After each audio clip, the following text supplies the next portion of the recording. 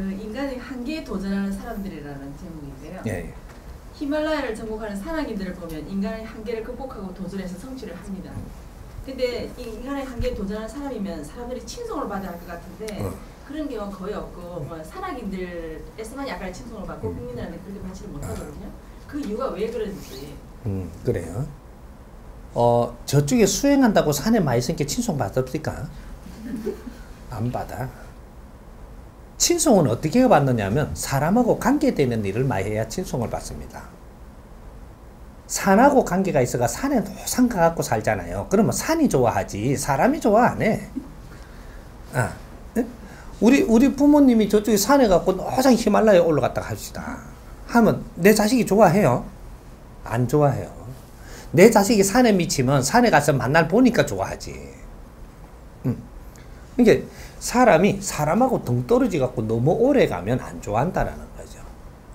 근데 산에 가는 사람이 한 번쯤 그렇게 가는 사람, 이 사람은 갔다가 오면 이제 사람 안에 들어와요. 그렇게 한 번이 아니라 몇 번 가더라도 한 테마 정도를 내가 4시간을 뽑아갖고 산을 다니면서 히말라야도 정복하고 뭐도 해봤다. 그리고 이 사람이 사회에 들어오면 보이는 눈이 틀립니다.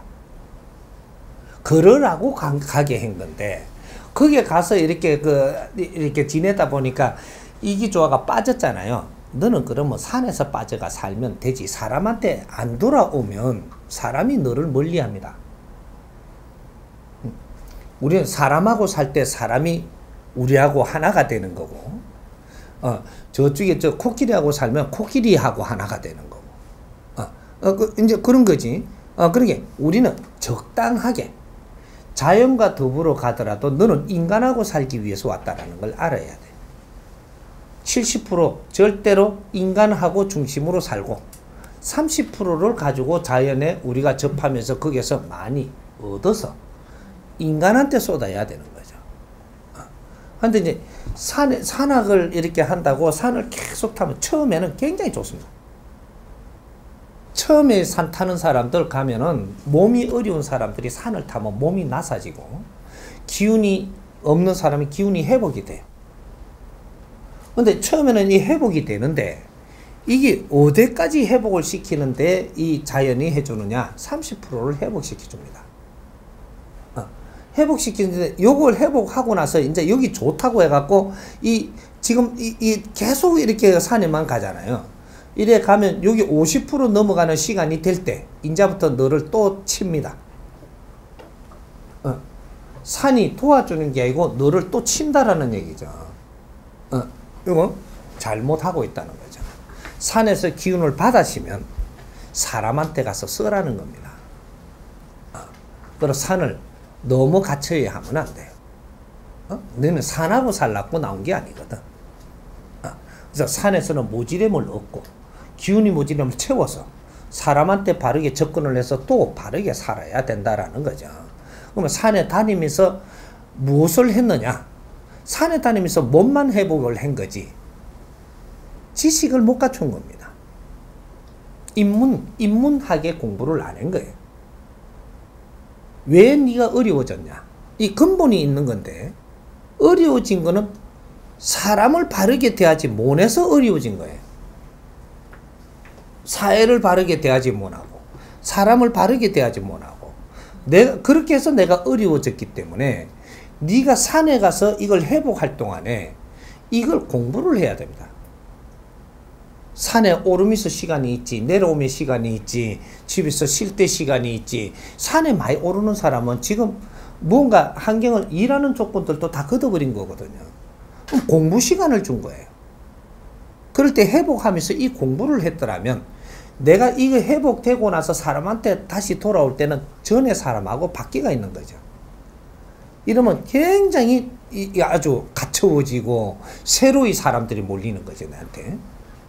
그런데 그걸 갖다 산에 이렇게 다니까 좋아졌다고 해서 그거 빠져가지고 히말라야 요번에는 뭐 저기 엘리베이터 올라갔으니까 나중에는 저쪽에 저게 올라갈 기라고 무슨 초콜릿 봉 올라갈 기라고 그 몽볼랑 같은 데 올라가고 이런 거라고 높은 데는 다 올라갈 거라고 이러면 니는 그거 올라다니다 죽어야 돼요.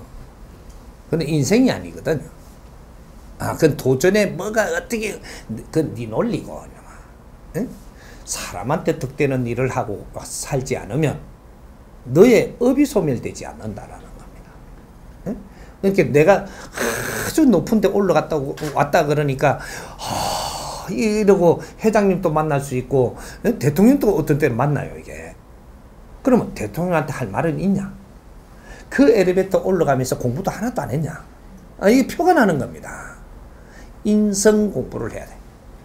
산을 타면서 하든 바다에 헤엄치면서 하든 네가 낚시를 하면서 하든 시간을 줬을 땐 공부하라고 한 겁니다. 그걸 방편 삼아서 공기 좋은 맑은 산에 갈 수 있지 않느냐. 그걸 방편 삼아서 바다에 이런 푸른 초원 앞에 이게 초원 아닌가? 바다인가? 그거 가가지고 낚시를 하며 시간을 줬지 않느냐. 이때 내가 왜 이렇게 낚시를 할 수밖에 없는지를 생각해라. 왜 산을 쫓아 올라다녀야 되는지를 생각해라. 사람들하고 관계를 바르게 못하니 이쪽으로 지금 돌아온 겁니다. 그걸 갖다가 합리화를 붙여갖고 자꾸 이렇게 가면 자기 당착에 빠지는 거죠, 이제. 이러면 이제 산에 빠지는 겁니다. 이거는 옳지 않아요. 들어갔다가 어느 정도 기운을 차리고 나면 나와서 사람한테 또 필요한 사람이 돼야지. 응? 내가 산에 가는 것도 이 사회에서 에너지를 줘갖고 가는 겁니다. 그러면 네가 이 활동 속에서 뭔가 얻어서 사람한테 필요한 일을 해야 되는 거지. 에너지만 자꾸 갖다 쓰고 니는 산에 가니까 아이고 나는 막 구차는 것도 없고 막 누가 막 이게 내를 책임지라는 사람도 없고 뭐 자식도 막 안 비고 그때는 막 너무 좋다 그러거든요. 자식이 안 비는 놈이 돼가지고 좋기는 개똥으로 좋으냐. 그래 집에 식구들은 고생을 하고 그러는 거죠. 그걸 내 책임으로 안 잡는 겁니다. 그게 말로가 어떻게 되느냐. 다들 보잖아요. 말로는 비참한 거예요. 그게 우리 인생을 말해주는 겁니다.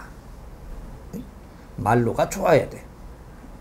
그래야 영혼도 깨끗한 거라. 말로가 비참하면 비참한 만큼 영혼이 상처를 입은 거거든. 영혼이 상처를 입으면 회복하는 데 시간이 많이 걸립니다. 영혼이 나해. 그런 거니까 이제 어떠한 특정한 뭐 이렇게 갖고 뭐 그런 재주를 가지고 그쪽에 가서 막 그런 거를 극한을 이겨낸다라고 그거는 지하고 싸움이에요.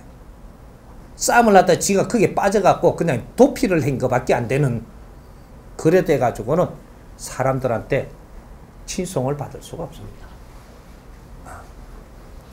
이해되나요? 근데 그 산악인 중에 그 유명하신 분이 하신 말씀이 있거든요. 근데 그분이 하시는 말씀이 처음에는 도전 의지로 올라가지만 어느 정도 정상을 조금 남겨두고 나서는 정말 대전 앞에 내가 겸손해야만이 대전이 나를 허락한다. 산이 나를 허락한다. 그러기 전에 내가 절대 그 산을 정복할 수가 없다. 그래서 그때 당시에 내가 과연 겸손한지를 체크해본다고 하거든요. 근데 이 말을 정말 어떻게 받아들여야 되는지. 그 폼 나게 말한 거죠. 그 사람도 몰라요. 겸손은 개똥으로 겸손했어요. 그까지 밟고 올라가는 거 겸손하면 어떻게 한단 말이고. 안 밟고 올라갈 거가. 응? 산을 지 밟고 올라가나 놓고 뭔 겸손을 따지사. 정복을 한다라는 욕심으로 가나 놓고. 그런 데서 일어나는 것들이 나중에 내가 성공하고 나와서 누가 이렇게 이야기를 하니까 멋지게 말을 해갖고 포장을 해서 이야기하지. 그 속은 그렇지 않습니다. 당신 속은 그렇지 않다니까.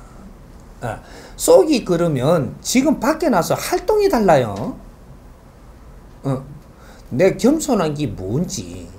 그 잣대를 네가 된 잣대로 겸손한 거지. 누가 이거를 좀 더 증명해 준다. 겸손했다고 증명을 해 줬냐라는 거죠. 그리고 내가 때를 잘 맞춰가면요. 구름도 걷고 바람도 걷고 올라가요.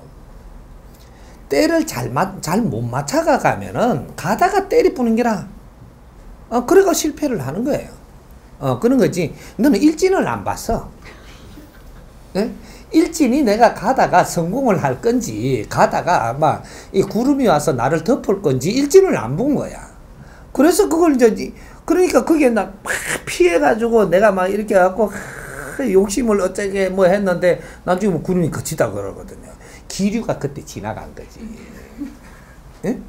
자연에는 기류라는 게 있고, 이것이 어떤 높은 데 올라가면 기류가 운행되는 게 전부 다 틀리기 때문에 갑자기 좋다 해도 갑자기 기류가 오면 확 덮어가지고 엄청나게 이렇게 바람도 해오리도 불고 막 난리가 나거든요. 그런데 내가 걸리는 거야. 기류가 그런데 올 때 가라 했더냐. 안 올 때 가지 와. 알고. 그러는 거예요. 과거에 지략가들은 산을 넘든 바다를 건너든 이 자연의 이런 환경을 보고, 지금은 언제까지는 제한하니까 건너갔던 겁니다. 그렇게 쇠가 빠지게 장비를 안 하고 건너가도 다 되는데, 그걸 모르고 건너는 사람은 막 위험할 거를 대비해갖고 막 오만 걸 주릉주릉 다 걸고 가는 거라, 이게. 처지도 모르는 거죠. 그래갖고 도전한다라고 하거든. 싹싹 피해가면 될 낀데. 그걸 모르는 거예요. 그렇게 고무신 신고도 산을 넘을 수 있고, 장비를 다 해도 혼이 나는 그걸 전부 다 경험을 해가며 가다 보니까 어렵다고 이야기하는 사람도 있고, 나는 산 정상을 가는데 맨날 고무신 신고 가도 걔한테. 백점산을 가도 내가 이렇게 정을 초하는 날 가도 이 시간에 가면 된다 해갖고 가면 그만 바람도 안 불고 봄날씨가 있던가 봐. 그럼 내려가자. 좀 있으면 이렇게 되니라 하면, 안 내려오고 뻐적거리면 그만 이게 칼바람이 들어와갖고 애를 먹지 않던가 봐. 그러니까 이 자연의 흐름이라는 게 기류가 있단 말이에요, 이게. 미련하면 전부 다 어려움 극한을 다 겪게 되는 거고, 아주 지혜로우면 어려움 있는 걸 다 피해가며 다니는 거지. 말라고 그렇게 태풍이 부는데 그 복판에 떡 서갖고 당했다 그러냐. 그러고 재해 입었다 그러잖아. 그게 오는데 지가 있어 놔놓고. 그게 미련한 기라. 모르면 그렇게 돼. 하고 뭐 겸손했다 그러는데 겸손은 그런 데 쓰는 게 아니에요. 겸손은 자연의 겸손한 거 안 하고 그거 관계없이, 겸손이라는 건 인간과 인간의 사이에서 일어나는 겁니다. 사람한테 겸손해야지 산한테 뭐 너무 겸손을 해. 산은 우리가 쓰는 거고, 하중하는 거고, 스스로 있는 거고, 인간은 우리가 상대하기에 따라 달라지는 거고, 여기 틀립니다. 그러니까 겸손은 사람한테 쓰는 말이에요. 그러면 지금 뭐 자연에 어쩌고 네가 폼 잡는 거지, 그걸 갖다가 네 논리로 갖고 거기에다가 쓰는 거지. 겸손은 정확하게 사람과 사람끼리 일어나는 일이에요. 요렇게 이해를 하면 돼요.